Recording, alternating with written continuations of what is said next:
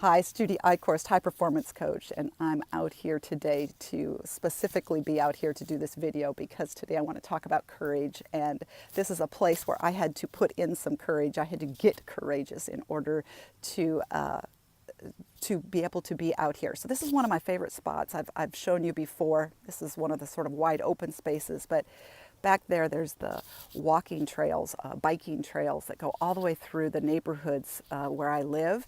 And in this place, it's pretty wide open. In fact, behind me are some soccer practice fields so that the kids can practice with their coaches here in the neighborhood, which is really nice.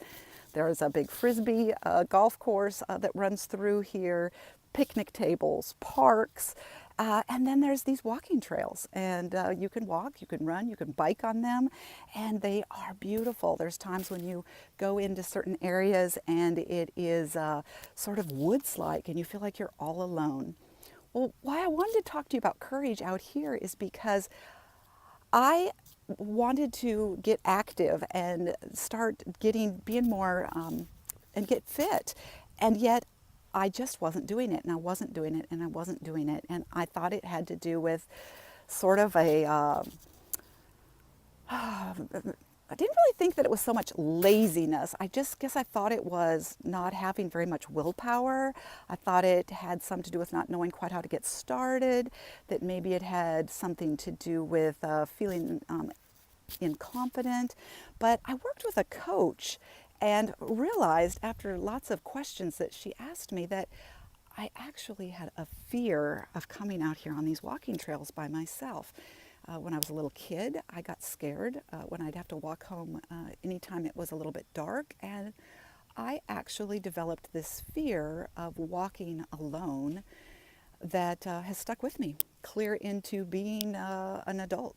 And I really haven't had any bad experiences. I've just heard of lots of bad experiences, over the news and such. And those really stuck with me, sort of made, sort of a brain pathway there of being afraid to be outside and walking. So today I wanted to talk to you about courage and where better to talk about courage than right out here in the spot where I had to get brave and tackle this fear that I had of being out on trails and that I would be safe, that I'd be safe out here in this world of walking on trails. And I've been doing this now for about 18 months, and I love it. I love it.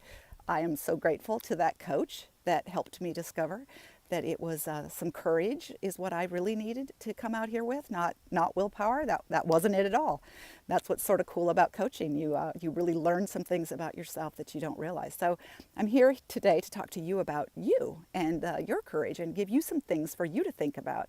And so I made a little way to help you remember and ask you some questions by using the word brave, because I love that word, brave. I have a program called Braver Woman, and I love it. So the B in brave stands for bold. And I'm just ask you this question. Are you being bold in chasing your dreams? Are you being bold in having a dream, allowing yourself to dream and think past oh, this is my life, this is just how it's going to be, this is how it's always been? Do you actually allow yourself to have dreams, and then do you allow yourself to go and chase those dreams? And are you bold in expressing yourself, in speaking up about your dreams or your opinions on things? And not to be, in someone's face about your opinions. I don't mean that way. I mean, but just expressing yourself in the world like I'm doing right now. This takes courage for me to just be bold and to express myself here and chase this dream of wanting to get physically fit and wanting to coach people and help people make changes. And do you have that confidence? Are you bold in having the confidence? So let's go on to R in brave, because R stands for resilient. And are you resilient in facing your challenges? Whenever we're trying to make some change, or we're trying to get some courage and do something out there that's bold and fantastic and creative, we are going to face those obstacles, and we need to be resilient to be able to bounce back again and be able to change. To be able to roll with change takes resilience. And so I ask you, are you resilient? And then the A in brave stands for aware. Are you aware of what you fear. Because if we're going to talk about courage, we really do have to address fear, because fear is what is in our way. That is what's in our way a lot of the time to bring us to our courage. And there are three different kinds of fear. I'm just going to mention them real quick here. Someday I'll do a video a little more on these in depth, but look at the awareness of your fear and get aware. Are you afraid of loss pain, which means if I make this change, if I express myself, if I step up and do this thing, I'm afraid I'm going to lose something. So really think that through. Is there something you think you might lose? The second one is outcome pain. Are you afraid that if you make this change, go towards this creative endeavor, do whatever it is, like out here on the walking trails that I did, whatever it is that you want to be courageous over, are you afraid of what you might gain? And then the third one is process pain. Do you have any kind of a fear around that it's just going to be too hard, the process is going to be too tough for you? So sort of really get really aware of what you are afraid of. And then the next one, the V in brave, is for valiant. Are you valiant in taking action? Sometimes we get brave and we speak up, and we get brave and we make plans, but do you have that thing to do, which is that very last thing, which is to take that action and step out valiantly and take the action towards your dream, towards your goal, towards this change that you want to make? Are you gritty? Are you gutsy? Are you valiant? So B was for bold, R for resilient, A for awareness of your fears, V for valiant, and that leaves us with E. And E is for enough. You are enough. Do you realize that you are enough? You are more than enough. So ask yourself, what are you backing away from? What are you not stepping up towards that you want to?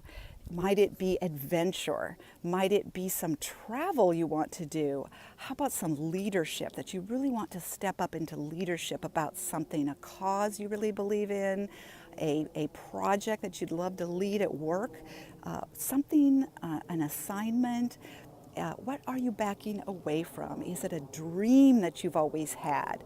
Is it a creative endeavor? Is it an artist thing? Have you backed away from dancing? Have you backed away from a relationship? You know, we're most vulnerable in our relationships. Is there times that you've backed away from expressing something in a relationship, like I'm sorry, please forgive me, I love you, you are so important to me, you matter to me, your presence here is so important to me, thank you. Even sometimes saying thank you if we've been going through a tough time with somebody in a relationship can be difficult. So stand in confidence. And if ever the reason is that you're backing away from something is because you lack the courage of thinking you can't do it, you don't have the confidence, or you don't know how, then I want you to remember a 3-letter word, which is yet. You don't know how yet. You can learn. There is so much information out there to learn. You can go back to school, you can do it in that way, but man alive, you can just learn so much from going to YouTube videos or from getting on the internet and Googling things. There are classes that are free out there. There's so much you can learn. So please just step up in courage. Remember to be brave. B for bold, R for resilient, A for aware of your fears, V for valiant, and E for enough. Remember, you are enough. So this is all for today, and we're going to see you next week. I just want you to know that you matter and you are loved. See you next week. Bye-bye.